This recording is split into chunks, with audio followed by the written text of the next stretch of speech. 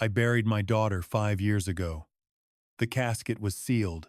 They told me it was for the best, so I wouldn't have to see her one last time. I believed them.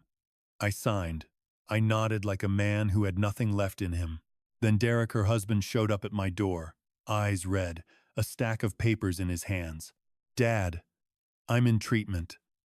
My heart's been weak since the shock. The doctors say if I don't follow the plan, I won't make it. But I have to live. For Noah. Noah, just 7 at the time, clutched my shirt, head down. I looked at him, and the part of me that couldn't say no took over. So I started paying Derek's medical bills, month after month, never missed one. Derek's emails always arrived on time. The PDFs looked exactly like hospital bills, logos, reference numbers, official stamps. I wired the money to whatever account he listed, telling myself, as long as the boy still has a father. Until this afternoon, Noah is 12 now. He met me at the park, didn't ask for ice cream, didn't smile. He pulled me aside, his voice shaking like he was afraid someone might hear. Grandpa, you have to stop paying. I froze. He opened his backpack and took out a wrinkled envelope. Inside was a thick stack of papers, not medical bills. He looked up at me, eyes red. These are the real receipts. I found them in Dad's drawer, and in that moment, I knew. For 5 years, someone had turned my grief into a printing press for money. For 5 years, I lived like a machine. Opened the shop at 6, closed at 8, then came home to a silent kitchen. Elena's photo still hung on the wall, her smile so bright I sometimes hated looking at it because it reminded me I'd lost everything. The day Elena died, Derek played his part perfectly. He held Noah close, said all the right things. I'll raise him for her. Then he showed me a diagnosis, heart condition, panic episodes, medication plans. I'm not a doctor. I'm just an old man who lost his daughter and clung to the only thing he had left, his grandson. I set one rule: no cash. Derek said the hospital didn't accept cash, only transfers. He sent over payment details like a pro. Institution name, account number, reference codes. And every time I wired the money, he replied with just one line: "Thank you, Dad." Not, "I'm feeling better." Not, "Noah had a good day."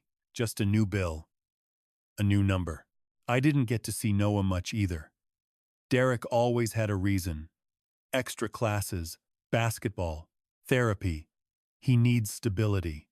Whenever I came by, Derek stood in the doorway like a gate. Noah would peek out, say hello, and disappear. I kept telling myself, at least the boy still has a father, until Noah pressed those receipts into my hand this afternoon. And I realized something ugly. Some men wear the mask of a father just to feed their hunger for money. That night, I spread the papers Noah gave me across the dining table. My heart was pounding like a drum. I opened my laptop and dug through 5 years of Derek's emails. Every month looked the same. Subject lines like medical statement, urgent, PDF files stamped with hospital logos, long strings of medical jargon meant to scare anyone who wasn't a doctor, and always a final line: payment required within 48 hours to avoid interruption of treatment. Derek knew exactly what I was afraid of. I wasn't afraid of losing money. I was afraid of Noah losing his father. I pulled up my transfer history. All this time, I'd only glanced at the numbers and hit send like a blind man. This time, I looked closely. The recipient wasn't a hospital. It was a name that sounded medical, just close enough to fool someone into not asking questions. I drew in a long, sharp breath. Damn it. Who have I been sending money to for the past 5 years? Right then, my phone buzzed. Derek. Same tone. Same script. Dad. The doctor changed my medication. I need an extra $2,400 this month. I've attached the bill. No mention of Noah. No, how are you? Just money. I looked at the message, then at Noah curled up on the couch, gripping his backpack strap like someone might snatch it away. And I knew I had to do something a lot of weak people avoid. Stop being an ATM and start being a real grandfather. The next morning, I drove to Derek's place. No warning. I wanted to look him in the eye and see if his illness could still hold up. The door cracked open. Derek peeked out t-shirt, messy hair, the smell of expensive cologne, not medicine. He gave me that polite smile, the kind worn by someone who thinks he's in control. Deli. Dad, what brings you here? I tried to look past him. Noah sat at the kitchen table, shoulders hunched like a scared cat. He looked at me for a second, then dropped his gaze immediately, like someone had trained him to. I asked him straight, "Are you still seeing a doctor?" "Show me your appointments. I'll drive you." Derek hesitated for half a second, then slipped right back into his victim role. "Dad, I'm exhausted. If you keep pushing me, I might have an episode. Sound familiar?" One word, illness, and suddenly every question gets shut down. Right then, his phone buzzed. He glanced at it, then looked back at me. "Oh, the hospital says there's a shortfall this month. If it's not paid today, they'll stop treatment." Before I could even respond, he added, voice soft as butter, eyes cold as ice. "Just transfer it like usual, Dad. I need to take care of Noah." I looked at Noah. The boy didn't say a word. He just gripped his glass so tightly his knuckles turned white. And that's when it clicked. Derek wasn't just stealing money. He was using Noah like a leash, keeping him isolated, so the only truth I ever heard came from his mouth. I nodded. But in my head, I locked in one sentence. "Starting today, you don't control this game anymore." That night, Noah stayed over at my place. First time in months, the kid actually breathed normally, but every time a car passed outside, he flinched. I sat alone under the kitchen light, laying everything out in two piles. Pile A, the medical bills. Derek sent me printed PDFs. Pile B, the real evidence. Noah brought receipts, photos, transaction records, and for the first time in 5 years, I wasn't guessing anymore. I'm not a detective, but I'm not stupid. So I started checking every little detail. Blurry logos, incomplete addresses, phone numbers with no main switchboard, the exact same patient ID repeated month after month, like someone had copied and pasted the whole thing. Real medical bills don't look that clean or that empty. Then I opened my banking app and filtered the transfers for the full 5 years. The number on the screen made my throat tighten. $4,200 a month times 12 times 5 equals $252,000. $252,000. That wasn't just money. That was 5 years of my life. Squeezed. Dry. I looked toward the living room. Noah was curled up on the couch, hugging a pillow like it was body armor. The boy wasn't asking for anything. He just needed to feel safe. I picked up my phone and called someone I trusted, an old friend who worked in forensic accounting. I said just one sentence.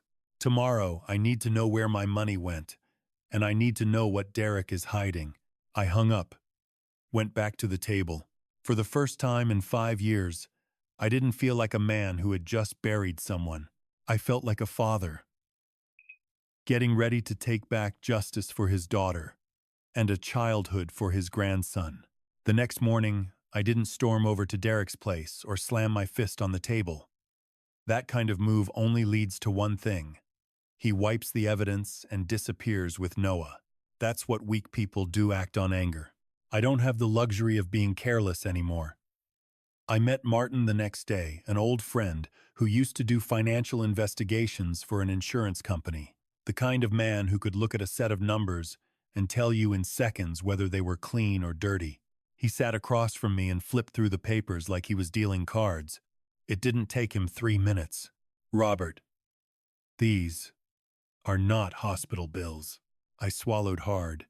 How do you know? Martin pointed to the top corner. This address is missing the facility code. The CPT and ICD codes are in the wrong format. The phone number is a cheap VoIP line, not a medical switchboard. And this payee, he tapped the page. It sounds like a hospital, but it's actually a company. He looked up at me, eyes cold and certain. Your son-in-law built himself a money vacuum. Every dollar you sent went exactly where he wanted, not to any hospital. For a second, everything rang in my ears. But Martin didn't slow down. If you want to take him down, you need 3 things. Confirmation from a real hospital, there's no treatment record. A trace of the receiving account who owns it, where the money flows. Proof Derek knew exactly what he was doing. Messages, emails, recordings. I looked down at my hands, still shaking, but no longer blind. So, where do we start? Martin leaned back slightly, studying me like he was measuring whether I was ready to follow through. First rule, he said quietly. You don't warn him. Not a hint. The moment he smells something off, he'll wipe everything and run, and he'll take the boy with him. He tapped the stack of papers. Step 1. We verify the hospital. Call them directly. Not any number on these documents. Find the official line. Ask if Derek has ever been treated there. He paused, then added, more pointed, and you record everything from now on. Every call, every message. No more trusting, only documenting. I nodded slowly. This wasn't about anger anymore. This was a case. Martin pushed the stack of papers back toward me, his voice low and firm. Start by stopping the ATM Act. From now on, you play the judge. That afternoon, I closed the shop earlier than usual. But life doesn't wait for you to be ready. A woman walked in. She was well put together. A sleek watch catching the light, definitely not the type who usually stopped by a small corner store. She walked straight to the counter and said, calm and precise, I'll take a bottle of water and a pack of strong mint gum. I froze for a second. That brand of mint gum, Elena used to buy it for me when I was trying to quit smoking. Such a small detail, but it hit exactly where it hurt. The woman paid, took her bag, and turned to leave. Right before stepping out, her phone rang. I caught a fragment. Yeah, I'm on my way. Meet me in the parking lot, the lot behind the store. I didn't plan to follow. My feet just moved. I stepped out the back door, and there he was. Derek, leaning against his car like nothing in the world was wrong. No sign of a heart patient under treatment. Shoulders straight, smiling, hands in his pockets, looking exactly like a man enjoying his life. The woman walked up to him and handed over the bag. Derek smiled, leaned in, said something, and then his hand brushed lightly against her back. Casual, intimate, like it didn't need explaining. The blood in my veins went cold. If he were really sick, he'd be home. If he were really exhausted, he wouldn't carry himself like that. And if I'd been paying his medical bills, then what exactly was I looking at? I turned back inside, grabbed my phone, and texted Martin 5 words. Start tracing the money. Because in that moment, I understood something clearly. This wasn't just fake bills. This was a fake life. That night, I didn't sleep. I sat at the kitchen table, opening every PDF Derek had sent over 5 years, studying them like evidence. Martin told me one thing. If you want to catch a lie, don't look at what they want you to see. So I zoomed in on the bottom corner of the bill. There. It was a tiny line. Payment remit to, followed by the receiving entity's name. I'd never read it before, because I used to be the kind of man who trusted first. This time, I copied the name and ran it through the state's business registry. The result came back in seconds. No hospital, no clinic, just an LLC. Registered a few years ago, address tied to a rented mailbox in an office building. And the registered agent? A name I recognized so well it made me want to smash the screen. Derek. I shot up so fast, the chair slammed against the floor. I turned to the stack of receipts Noah had given me. In the middle was a faded ATM slip. Withdraw cash, right after the date I'd sent the money. Then more slips. A luxury watch purchase. A travel deposit. A resort payment. I swallowed hard, fighting the wave of nausea. I opened one of Derek's PDFs again. This time, I wasn't looking like a victim, I was looking like someone building a case. The hospital logo? Stretched. The font? Misaligned. The treatment codes? Identical, month after month. Copy-paste. The red stamp? Just an image pasted on jagged edges if you zoomed in. 5 years. I thought I was paying for treatment. In reality, I was funding a man who'd been living like a king, on the money of a grandfather who trusted too easily. But here's the part that matters, and listen carefully. You weren't stupid. You were targeted. He didn't just fake documents, he studied your fear, your grief, your love for Noah, and built the scam around it. That's what manipulators do. They don't take money, they take advantage of what you care about most. And now? The game flipped. You've got evidence. You've got a witness. You've got a pattern. This is where weak people either explode or get smart. You're choosing smart. So don't rush. Don't confront. Don't tip him off. You keep collecting. You keep documenting. You let Martin trace every dollar. And when you move, you make sure it's the last move Derek ever gets to make. I picked up the phone and called Martin. My voice rough. Tomorrow I need confirmation from a real hospital. And I want everything court ready. I hung up and looked at Elena's photo on the wall. Don't worry, kid. I'm done crying. Now I break him. I sent Derek a message short, exactly the kind he liked to hear. I'll pay 6 months up front. But this time I want to be sure. No complications. Meet me at Corner Cafe at 3, he replied almost instantly. Okay, Dad. Thank you. At 2:50. I was already seated in the corner of the cafe. My phone lay face up on the table. Recording on. Martin sat a few tables away, pretending to read a newspaper like a harmless old man. And for the first time in 5 years, I wasn't the one being played. Derek walked in, shirt crisp, face bright like a man about to hit the jackpot. He sat down and, before even asking what I wanted to drink, opened his laptop and slid a printed color file across the table. Here, Dad. The hospital's pushing again. If you transfer today, I can keep my treatment schedule. I nodded. Calm. Yeah. Which hospital? He answered smoothly, like he'd rehearsed it. St. Anne's. I kept my voice slow. Doctor's name? A flicker. Just half a second. Dr. Keller. I tapped the table lightly. Patient ID. Derek's expression tightened, irritation creeping into his voice. Why are you asking all this? Don't you trust me? I didn't raise my voice. I just reached into my jacket, pulled out a sheet of paper, and placed it on the table like a verdict. Street Ann's confirmed they've had no patient named Derek in the past 5 years. His face changed. I set down a second page, the LLC registration. And this hospital account is a company under your name. He half stood, forcing a laugh. Dad, you've got it wrong. I cut him off. Eyes steady and cold. No. I just stopped being stupid. Martin stood up, walked over, and placed his phone on the table. Say that again.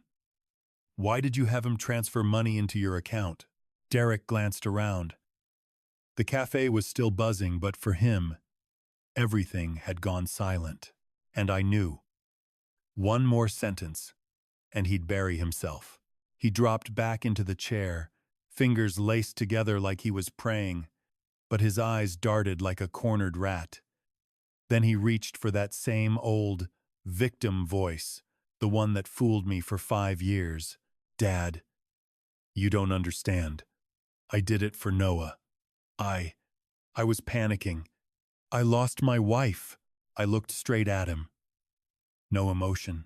Then explain this. I tapped the paper. Why is the hospital a company in your name? He licked his lips, forcing a smile. I just consolidated the payments to make it easier. The hospital, they use a third party. I didn't take anything. Martin gently set his phone on the table. Voice flat. Precise. You just said consolidated payments.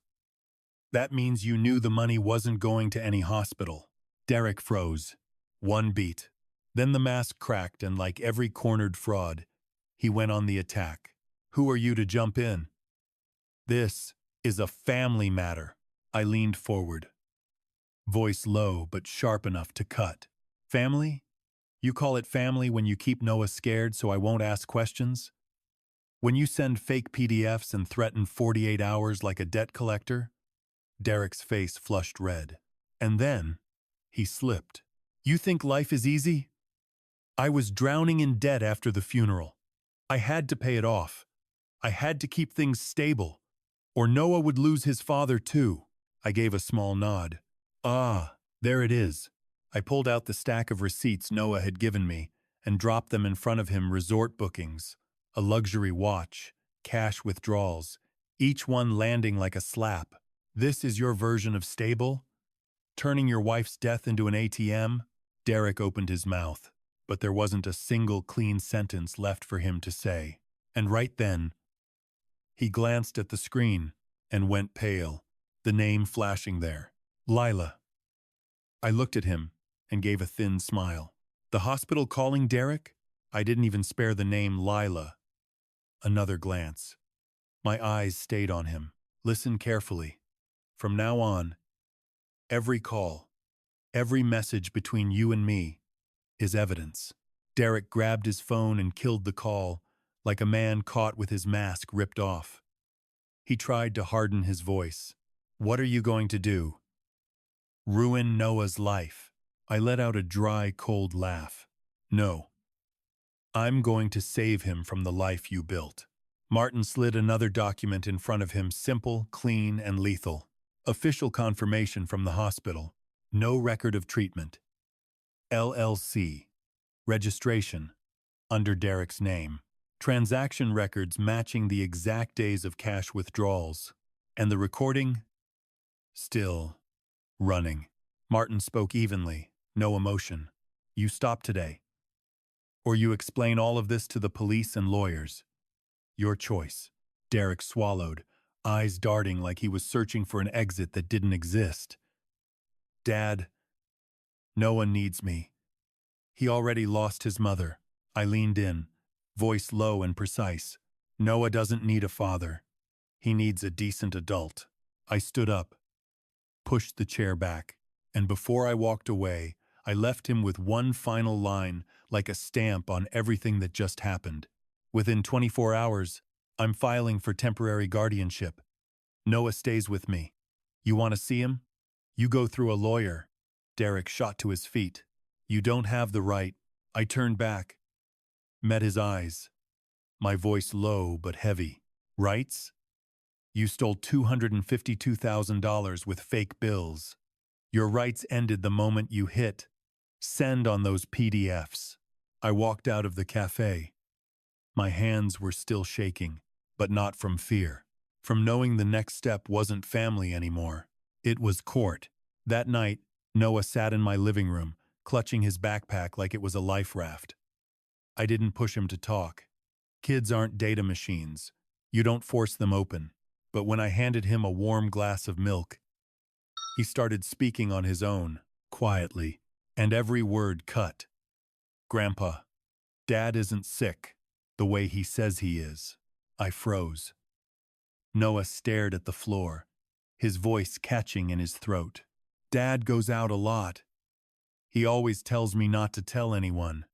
He said if I did, you'd stop helping, and we'd get kicked out of the house.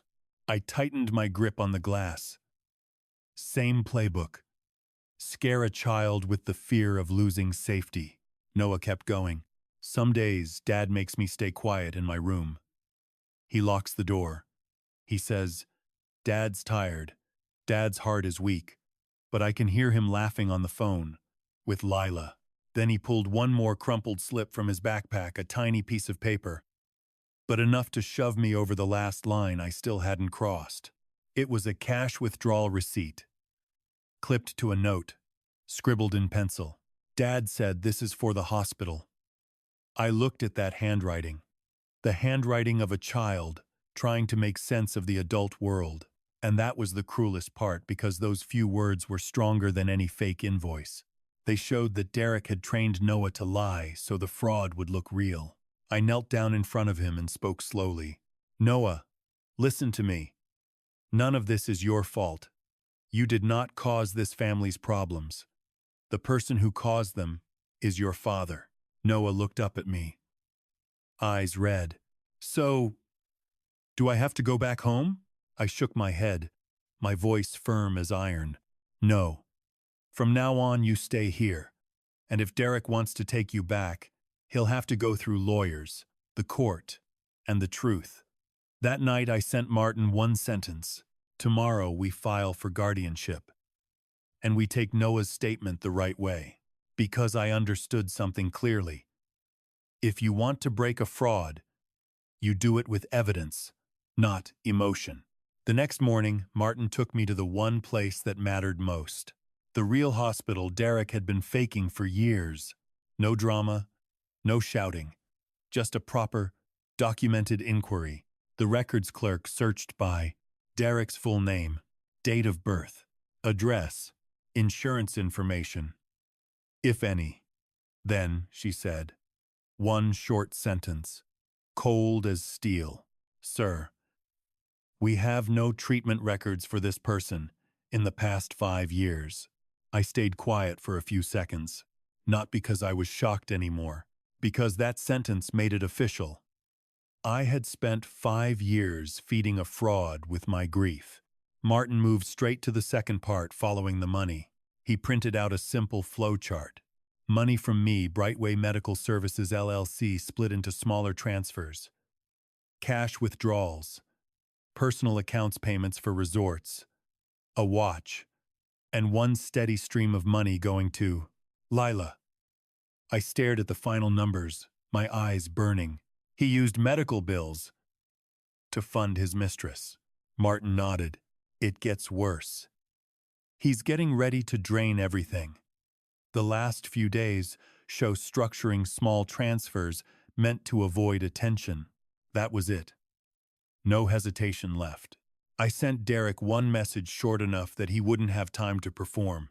We need to talk about the hospital records. Be at my house at 6. Less than 30 seconds later, my phone started lighting up. 5 calls. Then 7. I didn't answer. Because when a scammer starts calling like that, it means he knows. The game is almost over. A few minutes before 6, Derek was already outside my house. No proper knock, just the doorbell, over and over, like he was trying to put out a fire. When I opened the door, he jumped straight into the same old script. Broken face, shaking voice, hands up like he was innocent. Dad, just listen to me. There's been a misunderstanding. I've been under so much pressure. The paperwork got messy. I didn't invite him in. I stayed right in the doorway, because from this moment on, he wasn't family. He was a subject. I held out an envelope. Inside, hospital confirmation. No record of Derek. LLC registration under his name. Money trail from me. LLC. Cash withdrawals, transfers to Lila. Derek's eyes hit the name Leela, and his face collapsed like he'd just been slapped. He switched tactics instantly, dropped to his knees. Not figuratively. Actually down on the ground. Dad, I did it for Noah. I was in debt. I was scared. I know I was wrong. Please, just this once, I'll pay it all back. I looked at him, my voice calm in a way that felt almost cruel. Forgiveness doesn't replace the truth. He broke down, reaching for my hand. You want Noah to lose his father again? I pulled my hand back, cold as stone. Noah isn't losing a father. He's getting free from someone who used him. Then I gave him the line that killed the performance completely. From now on, you talk to me through a lawyer. And you don't go near Noah without a court order. Derek just stood there, frozen, looking at me like I was a stranger. You could see it in his face. He wanted to shout, to slam the door, to threaten, but he understood something in that moment. The more he did, the more he'd expose himself. So he didn't. I closed the door. Not a slam, no drama, just a quiet click. But for Derek, that sound was the end of his entire scam. The next morning, Martin and I did the one thing weak people always avoid. We filed. Not to intimidate. Not to teach him a lesson. To shut every exit he still had. Martin built the case like a surgeon. Clean, precise, no wasted motion. Hospital confirmation. 0 treatment records. LLC registration. Owned by Derek. 5 years of transfers. Fully traced and mapped. Receipts. Luxury spending, plus payments to Lila. Audio recording. His own words at the cafe. No noise. Just facts that don't blink. Noah's statement was taken properly. No pressure. A guardian present. Every step by the book. I signed the temporary guardianship papers. My hand shook, but my head was clear. Because I knew one thing. If I moved even a step too slow, Derek would grab Noah and disappear. That same afternoon, Martin got a message from the bank. The LLC account shows unusually large withdrawals. I let out a dry laugh. Of course. Classic move. When a scammer senses danger, he drains everything. Martin shook his head slightly. He's trying to erase the trail, but the more he moves, the more he exposes. And just like that, like every greedy man who thinks he's smarter than the system, Derek tightened the noose around his own neck. A message came through on my phone. Dad, please. Just let me see Noah for 5 minutes. I promise I won't say anything. I stared at it for a long second. This is the moment where people mess up. They soften. They hesitate. They think, just 5 minutes won't hurt. But you don't win against someone like Derek by being nice. You win by being consistent. Because 5 minutes isn't about seeing Noah. It's about control. About getting one last chance to manipulate, to scare, to rewrite the story in that kid's head. So here's the truth. Plain and simple. You don't give him 5 minutes. You give him boundaries. And you hold them. You already did the hard part, seeing the truth. Now you finish it. No emotion, no backtracking. Just one clean move at a time, until there's nothing left for him to hide behind.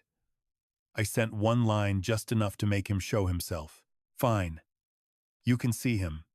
But you sign a statement admitting you used your account to pose as a hospital. Less than 2 minutes later, he called, shouting, "You're setting me up, aren't you?" I looked at the screen and calmly declined. Because when a man yells, "set up," it means he already knows he's guilty.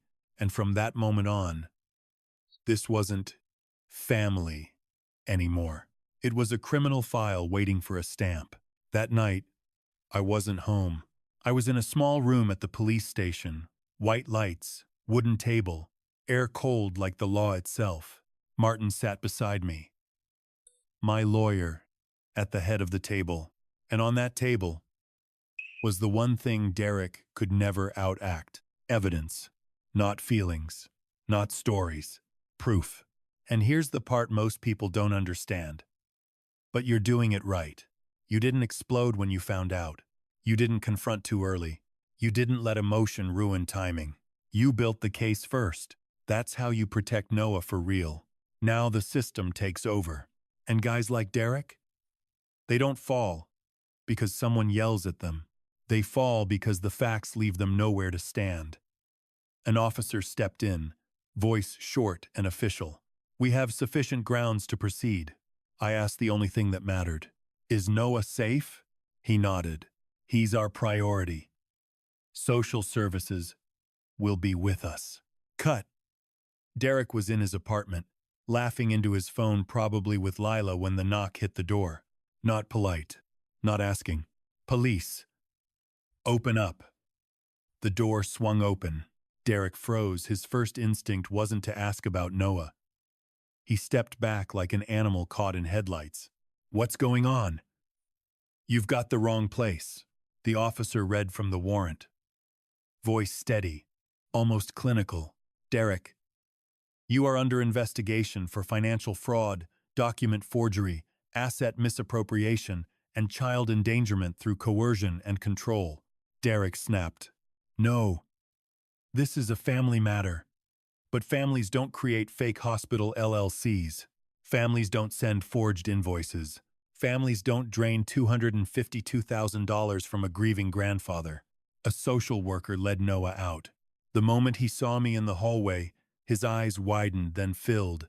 I didn't give him some empty line like, everything's okay. I told him the truth. You don't have to be afraid anymore.